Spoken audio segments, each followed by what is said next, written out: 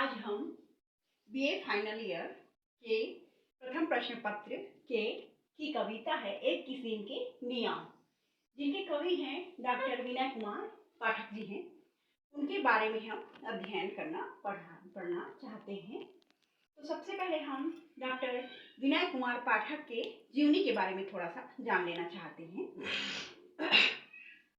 Doctor Vinay Kumar Pathak का जन्म 11 जून 1947 को बिलासपुर जिला के ग्राम जुन्ना में हुआ था।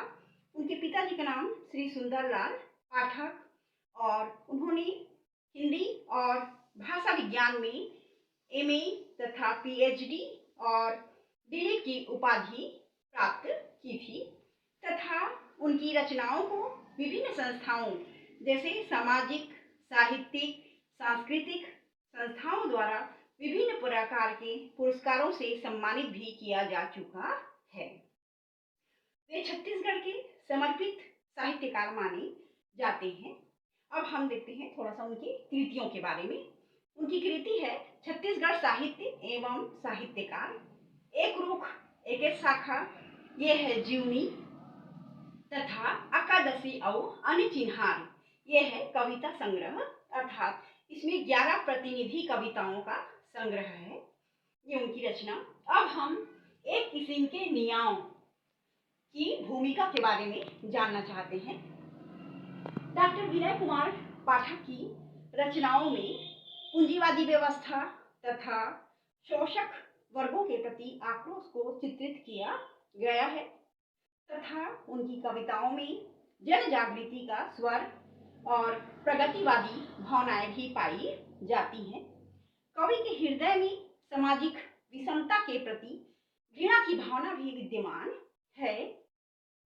वे समाज में व्याप्त सामाजिक विषमताएं, विरोधाभास, विद्रूपताएं इत्यादि के प्रति रेखांकित करते हुए वे यथार्थ के मर्म तक पहुंचना चाहते हैं तथा श्रमिक वर्ग के बल पर जो पूंजीपति वर्ग हैं, जो उच्च वर्ग हैं, जो ऐश्वर्य पूर्वक जीवन बिता रहे हैं, उनके आधार पर ही उसका चरितार्थ तथा पर भी व्यंग किया है और उनके साथ ही साथ वे भाग्यवादी और परंपरावादी समाज पर भी कटाक्ष व्यंग किया है। इस प्रकार से उनकी एक किस्म के नियम कविता में पूंजीवादी व्यवस्था को लेकर के और श्रमिक वर्गों अर्थात शोषक वर्ग और शोषित वर्गों के बारे में बताया गया है तथा सामाजिक विषमता का भी चित्रण किया गया है। ये तो थी भूमिका। अब हम देखते हैं एक किस्म के नियम डॉक्टर विनय कुमार पाठक, इनके व्याख्या के बारे में।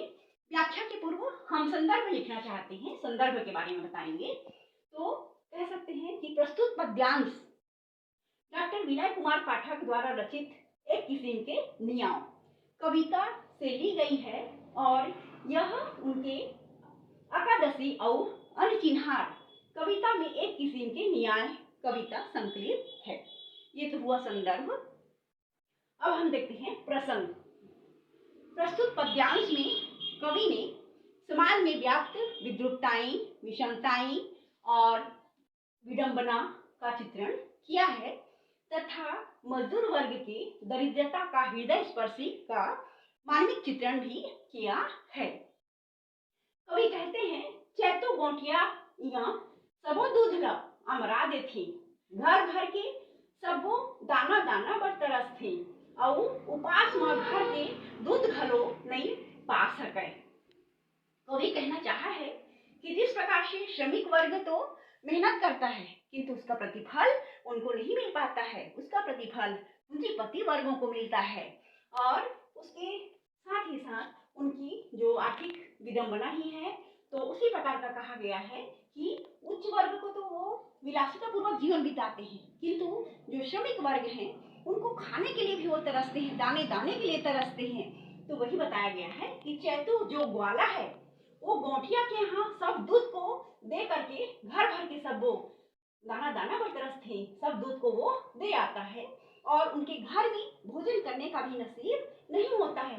दाना दाना के लिए वो तरसते हैं और उपवास के दिन भी उनके घर में थोड़ा सा भी दूध नहीं रह पाता है। तो इस प्रकार से हम इसमें नीचे में विशेष देखते हैं कि कवि ने इसमें क्या विशेष बताया है। कवि ने यही विशेष बताया है कि इसमें सामाजिक विडंबना, सामाजिक आर्थिक विडंबना का चित्रण इन्होंने किया है। अब हम देखते हैं दूसरा पद।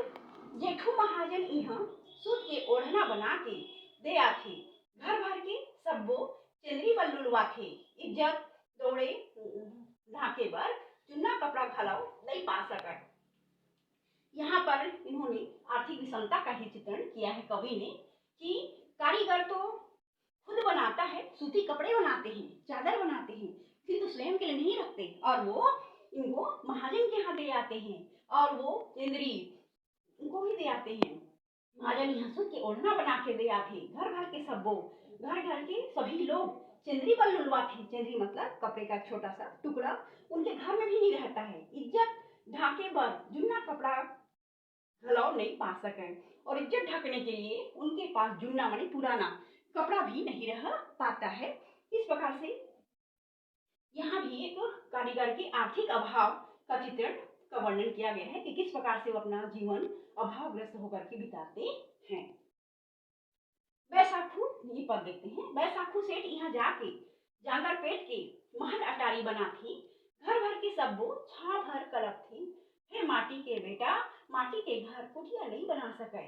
इस पद्यांश में कवि ने मजदूर वर्ग की दयनीय स्थिति का चित्रण किया है कि खुद श्रमिक वर्ग उच्चतम वर्गों के लिए, पूंजीपति वर्गों के लिए महल अटारी सभी कुछ बनाते हैं, लेकिन उनकी छाया के लिए छोटा सा भी वो माटी पुत्र होने के बावजूद भी वो माटी का कुटिया नहीं बना पाते हैं।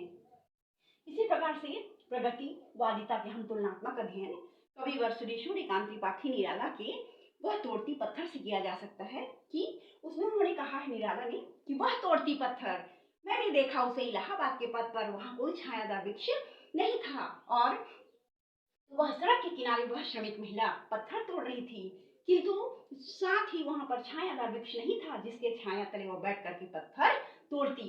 ऊंचे ऊंचे टिलिकाएं थी जहां पर पूंजीपति वर्ग उसमें संभ्रांत परिवार के लोग रहते थे, किंतु वो दूसरों के इसमें आश्रय नहीं लेना चाहती थी। तो इस प्रकार से वहां भी प्रगतिवादी को बताया गया है। तो बैसाखू सेठ यहाँ जाके जांगर पेट के बैसाखू क्या करता है, सेठ के यहाँ सूती का कपड़े का चादर बनाता है और उसके यहाँ वो दे आता है। महल अटारी बना के घर भर के सब छावर कलप थे और ये ऊंचे ऊंचे टिलिकाएं महल बनाते हैं, घर भर के सब छावर कलप थे, लेकिन उनके घर में माटी के घर के थोड़ा सा भी कुटिया नहीं रह पाता है। इस प्रकार से इसमें जो मजदूर वर्ग की दयनीय स्थिति है उसका चित्रण किया गया है। अब हम देखते हैं ये पद। पुसौ गांव में विष्णु भगवान के मंदिर बना थे, घर भर के सब भगवान के दर्शन और प्रसाद बरस थे और तो वो हर मंदिर के डेहरी नहीं चढ़ सके। यहाँ पर कवि ने लोक वास्तुकार के बारे में बताया गया है कि जो मूर्तिकार रहते हैं वो भगवान विष्णु के मूर्ति बनाते हैं, किंतु ऐसा सौभाग्य रहता है कि वो घर भर के भगवान के दर्शन और प्रसाद, उनको भगवान का दर्शन, ईश का दर्शन नहीं मिल पाता है और प्रसाद के लिए भी वो तरसते हैं और तो वो हर मंदिर के डेहरी नहीं चढ़ सके और वो मंदिर की सीढ़ी नहीं चढ़ पाते हैं, भगवान को उनको दर्शन नहीं मिल पाता है, लेकिन बनाने वाले वही रहते हैं। तो यहाँ पर सामाजिक विषमता के बारे में बताया गया है कि किस प्रकार से वो छुआछूत अस्पृश्यता निवारण को माना गया है। विशेष में यही कह सकते हैं कि सामाजिक विषमता का चरितार्थ किया गया है। अब हम अंतिम पद देखते हैं। चतुर्भुख बैसाखू घाम में जेठ इज्जत में और पुसौ जाड़ में जागर चलात चलात अकड़ के मर जाती, विधाता के एहू एक किस्म नियाव आए, अपन भगत सो बलि लेके या उल्ला संसार के दुख ले उबार के।